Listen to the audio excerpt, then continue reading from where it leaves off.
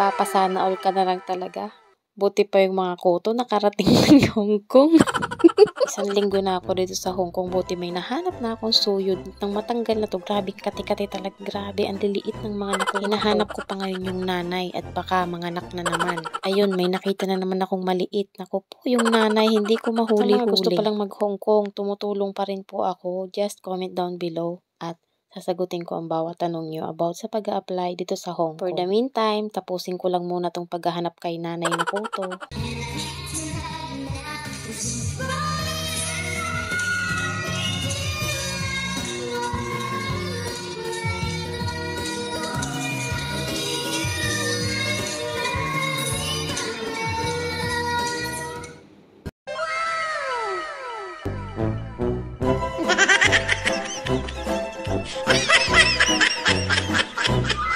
Magkano ang nagastos natin sa bakasyon natin sa Pilipinas kasama ang Pasko at Bagong Taon? Nagsimula akong mag-ipon-ipon paunti-unti nung natapos na lahat ng utang ko nung nag 1 year ako dito sa Hong Kong.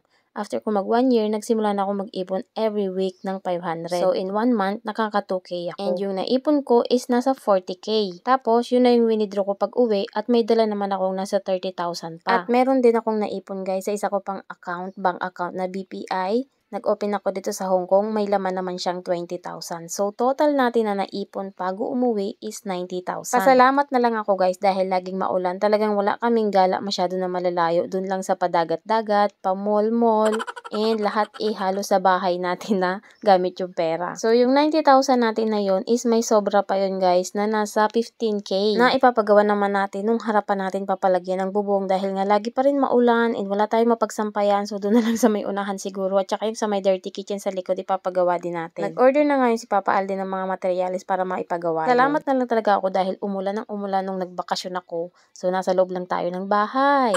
Abay, alam na. Medyo lang napalaki yung gastos ng Bagong Taon pero okay lang dahil ang sasaya naman ng mga bata. Marami tayong palaro and marami tayong mga paagaw na coins. Nagpabarya ako noon ng 1,000 guys para ipagaw sa mga bata. Kayo ba? Magkano ang nagastos nyo nung nagbakasyon kayo? May tira ba guys?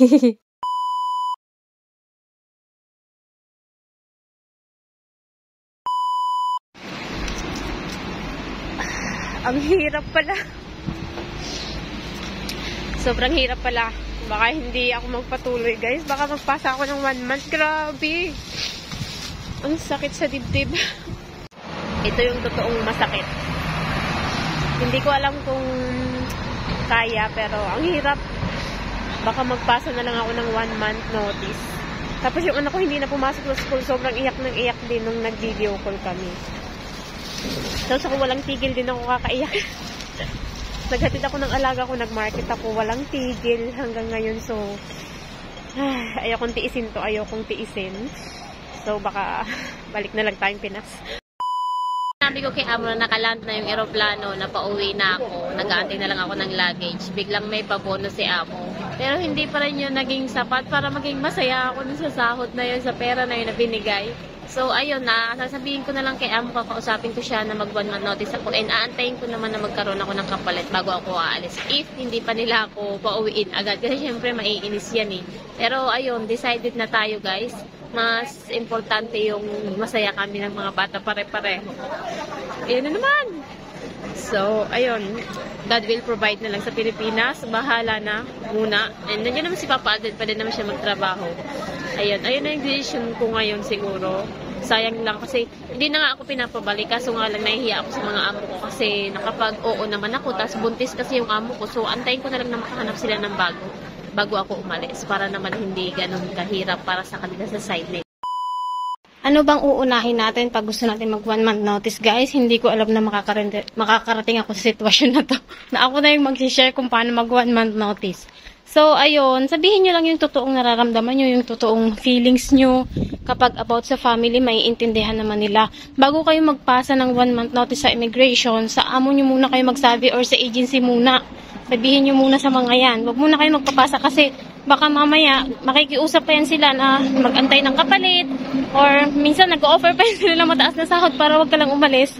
Pero ayun, kung desidido na talaga kayong umuwi, ayan, kausapin nyo ng maayos yung mga amo nyo, agency, ganyan. Magpaalam ng maayos. Ang ingay dito, ang hirap mag-vlog guys. May activity yung alaga ko ngayon. So ayun, good news. Meron na tayong ticket. And paano ba ako nagpaalam kay Amo? Ayun, sinabi ko lang kung ano yung nararamdaman natin. Siyempre sa una magagalit sila.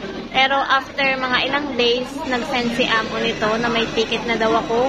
And February 8 nga siya. So magpapasa ng 1 month notice. So sinunod naman nila yung 1 month notice. Akala ko nga magpapack your things na ako or uwi agad ako. Pero hindi naman. Sunod naman sila doon sa 1 month notice. And may sahod pa rin ako ng 1 month. Tapos meron pang 8 days kasi February 8 pa yung flight ko pa uwi ng Pinas. Tapos ayun, okay naman yung araw-araw namin. Medyo hindi lang nagpapansin na nakakaano tawag ito, mag-usap yung nakakahiyang makipag-usap. So hindi na ako masyado nagasalita, doon lang ako sa bata nakafocus and inaayos ko lang din yung trabaho ko, nakikisama ako ng maayos para maging okay yung parting day namin, yung last working day ko sa kanila is maging okay, maging smooth, wala maging problema sa bawat isa. And yung sinasabi nila na pwedeng magawan ka ng masama bago ka paalisin or pahirapan ka. Dito sa Amo ko, okay naman guys, thanks God, okay naman sila. Siguro talagang nauunawaan lang nila as a nanay kung ano yung nararamdaman ko ngayon. Although, nakakapagtaka lang talaga yun para sa side nila ng mga employer na kababalik ko lang, magbe-break contract ako. Sobrang, diba, kahit ikaw yung amo, siguradong magagalit ka.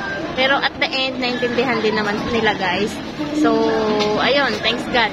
And yeah, 1 month na lang. February 8, uuwi na tayo. Magpasa pa rin kayo ng 1 month notice kasi kayo yung nag-break kung sakali man. So, magpapasa pa rin ako ng 1 month notice. Lalagay ko lang yung February 8 yung last working days ko. So, bibili pa rin ikaw ng ticket ni Amo and pasasahurin ka pa din nila ng 1 month.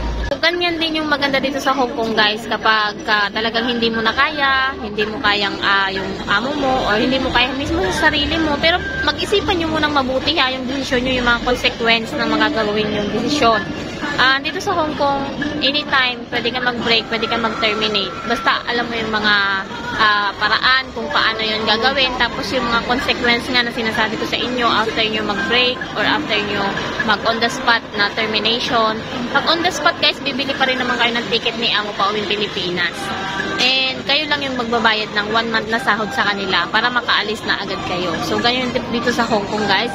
Unlike kapag sa Middle East ka, katulad ng nangyari sa akin, gustong-gusto ko nang umuwi pero pinapabayad nila ako ng 30,000 real sa nakukuha ng ganun. So, dito sa Hong Kong, 1 month sahod yung ibabayad mo kay Amo kung gusto mo mag-terminate. And kung gusto mo naman, kung wala kang pambayad, pwede kang magtrabaho pa sa kanila ng 1 buwan. May sahod ka pa, and sila pa bibili ng ticket mo. Basta pag-isipan nyo mabuti bago nyo gagawin. Kasi ako, sobrang antagal ko din pinag-isipan. And yun yung masaya ako, yung puso ko masaya ako, ito yung naging decision ko. So good luck to me sa Pilipinas, sa vlog. Sana masuportahan nyo pa rin ako guys. Don't forget to like and share. Bye-bye! Ang saya! Sino kaya yung maswerteng papalit dito sa akin? Pwedeng maisama sa travel, okay yung kwarto, tapos mabait yung alaga, and syempre, ang babait nung pamilya dito ng lalaki na kasama, nasa taas lang. So, ang babait nila guys yung lolo at lola.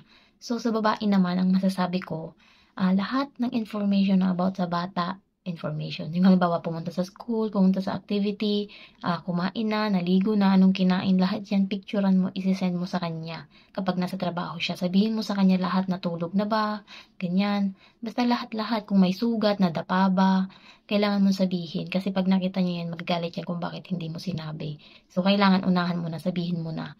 And sa bata naman guys, kung paano siya aalagaan, kunin mo yung loob niya through playing. Mahilig siya doon sa mga pretend play, mga doktor-doktor, luto-lutuan. Ayan, may mga toys dito sa bahay, ginagawa namin yung mga customer. Tapos may restaurant kami, nagluluto-lutuan kami, ganyan, tuwan-tuwa siya dyan. May mga bayad-bayad, may mga coins din kami dito, paper bill. So, tuwan-tuwa siya dyan. And then, lagi yan ayaw na bumangon, ayaw maligo, ayaw mag-toothbrush. So, kailangan mo siyang libangin. Huwag mo siyang sasabihin na pupunta ng CR para maligo. Sabihin mo, halika dito, may surprise ako sa'yo, ganyan-ganyan. Tapos, ito, may laruan ako, lalagay ko dito para maligo siya. So, ayun, doon na kayo maglalaro and then dahan-dahanin mo na napaliguan. Ganon. Tapos, pagkakain naman, naku, ang bagal kumain ito. So, tsatsagain mo talaga. And, sinusubuan pa siya minsan kasi nalilibang. So, pag gusto niya yung ulam, limbawa yung corn or yung may mga mushroom, gusto niya yan, kumakain niya ng mag-isa. Pero pag hindi niya gusto, kailangan mo yan subuan and manonood yan ng TV. Ganyan. So, mahirap minsan pagpapakain. And sa mga luto-luto naman, hindi naman sila masyadong ikaw lang kasi, tsaka yung bata yung kakain minsan dahil nasa trabaho yung dalawa. So, depende na lang kapag nanganak na dahil buntis, manganganak ng June. So, magiging dalawa na yung alaga. And sa pagkain, sila naman yung nagde-decide. So, depende kung mas maganda kung magaling ka magluto dahil yung lalaki medyo maselan sa panlasa. Ayun, parang ang gusto niya yung mga luto sa restaurant, ganon.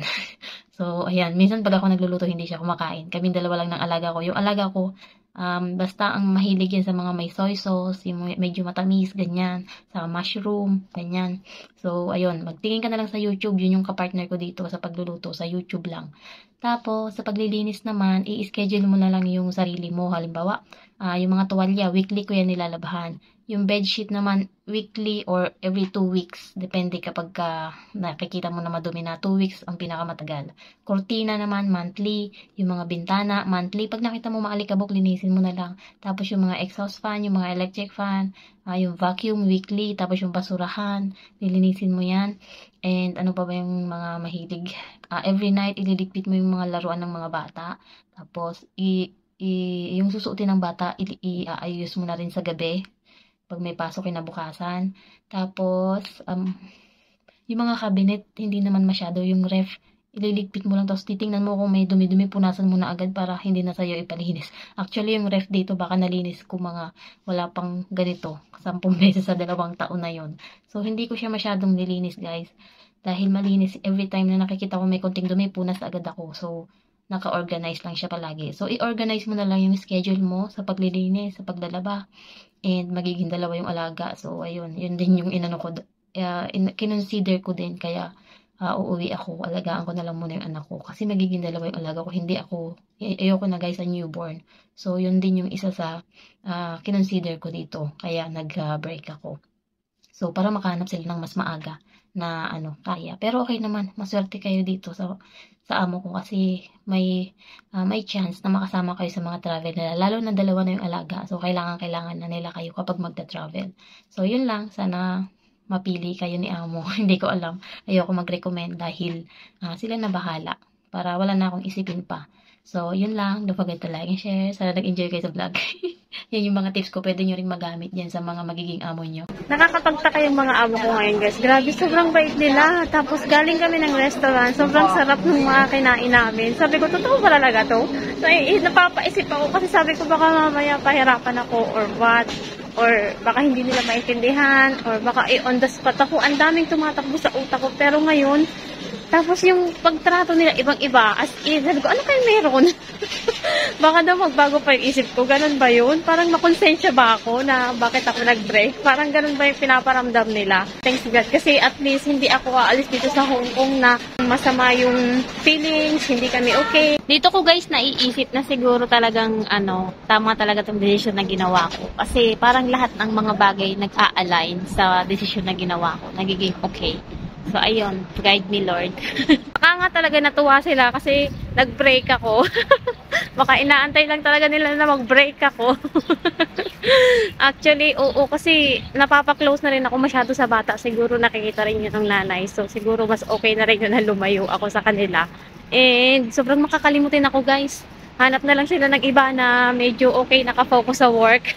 Guys, good news ito ng Smart Phone. Merong 13 winners na mananalo ng mga phone. Kaya kung gusto nyo sumali, tingnan nyo yung video kung paano. Hanggang February 27, 2025 yung promo nila. Kaya mag-e-top up na kayo. Sa mga naka-smartphone dyan, dapat meron kayong smartphone barkadahan application. I-e-top up ka lang ng $49 pataas. Meron ka ng isang raffle entry. The more na nag-e-top up ka, the more ticket and raffle entry para manalo ka. Weekly po yung paraffle nila, kaya go na, mag-e-top up na kayo. Meron na nga silang 5 winners na nanalo nung nakaraan, kaya meron pa ulit tayong 8 winners na inaantay, baka isa ka na doon. Paano ba mag-e-top up? Pumunta lang kayo sa Smartphone app o yung barkadahan sa Smartphone app at makikita nyo doon yung way. Papakita ko sa next video. Pag open nyo ng application, makikita nyo tong top up. Pindutin lang yan. Tapos, dito kayo mapupunta. Pindutin tong i-top up. Next page naman ay lalabas ito. Pindutin yung mobile SIM at saka kung magkano yung amount na itatop up mo. Halimbawa, 49 or 98. Tapos, pindutin itong next. Tapos, lalabas na yung option. Pwedeng Octopus, Alipay, WeChat Pay, PayMe, or credit card. Diba? Madali lang sumali. Nag-load ka lang, nag-i-top up ka lang. May chance ka nang manalo ng smartphones. At syempre, hatid yan ng smartphone ang #1 SIM card ng mga OFW dito sa Hong Kong.